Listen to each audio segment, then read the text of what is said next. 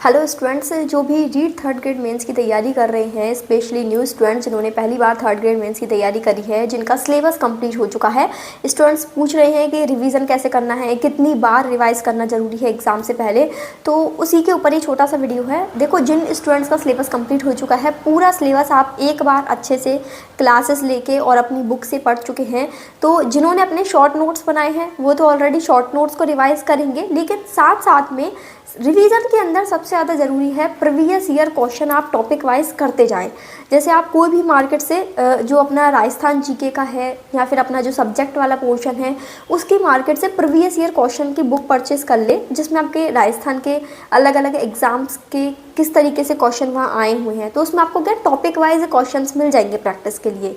तो आप अपना थ्योरी पढ़ने के बाद इस चीज़ को आपको ज़रूर देखना है कि अब तक के एग्ज़ाम्स में किस टॉपिक से कैसे क्वेश्चन आ रहे हैं, और उन क्वेश्चंस को तो आपको बिल्कुल अच्छे से याद ही कर लेना है। क्योंकि जैसे कुछ आपको थोड़े बहुत रिपीटेड क्वेश्चन जो मिलते हैं प्रीवियस ईयर के, तो वो आपके क्लियर हो और आपको एक आइडिया लग जाए कि किस तरीके से क्वेश्चन बन रहे हैं। या फिर आप ऐसे मॉडल पेपर वगैरह आपको मार्केट में मिल जाएंगे अपने थर्ड ग्रेड मेंस के अकॉर्डिंग, जो भी आपका सब्जेक्ट है उसके अकॉर्डिंग मॉडल पेपर परचेस कर लेना। तो उसमें क्या है, प्रैक्टिस रहती है। यदि आपका रिवीजन हो गया है तो आप कोशिश करो कि एक दिन छोड़ के एक दिन अल्टरनेट डेज में डेली टेस्ट प्रैक्टिस लगाओ, ताकि आपकी वो जो टेस्ट का मैनेजमेंट है, टाइम मैनेजमेंट है, 2.5 घंटे के अंदर 150 क्वेश्चन वो आप मैनेज कर पाएँ, और आपको मतलब एक एग्ज़ाम वाला माहौल आप अपने लिए सेट कर पाएँ और ज़्यादा से ज़्यादा क्वेश्चन प्रैक्टिस करें।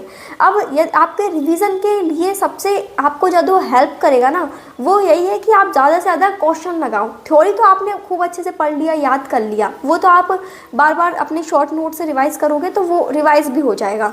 लेकिन आपको ज़रूरी है कि अब आप अलग अलग तरीके से क्वेश्चन देखो कि किस किस तरीके से क्वेश्चन बन सकते हैं। तो आप जैसे कोई भी एक टॉपिक को रिवाइज़ करने के बाद एक पूरे, जैसे आपने मान लो पूरी हिस्ट्री पढ़ ली, अब एक बार आप हिस्ट्री लेके बैठ गए, आपने पूरी हिस्ट्री को रिवाइज़ कर लिया, अब पूरी हिस्ट्री के क्वेश्चन प्रैक्टिस करो। हर चैप्टर के आपको क्वेश्चन उसमें आप सॉल्व करिए, अलग अलग बुक से या फिर मॉडल पेपर से, जो भी आप ऑनलाइन टेस्ट सीरीज ले रखी है तो वहाँ से सॉल्व करिए। अपने जो भी आप पेपर पहले दे चुके हो उनका एनालिसिस करो कि मेरे किस क्वेश्चन में कहाँ गलती हुई थी, उसमें मेरे को क्या चीज़ याद नहीं आई या क्या चीज़ समझ में नहीं आई। वो चीज़ें आप जो भी आपने पेपर एनालिसिस किए हुए हैं ना, पहले जो आपने टेस्ट पेपर लगाए हुए हैं उनका एनालिसिस करो, ठीक है। तो वही सब चीज़ें आपको रिवीजन में हेल्प करेगी।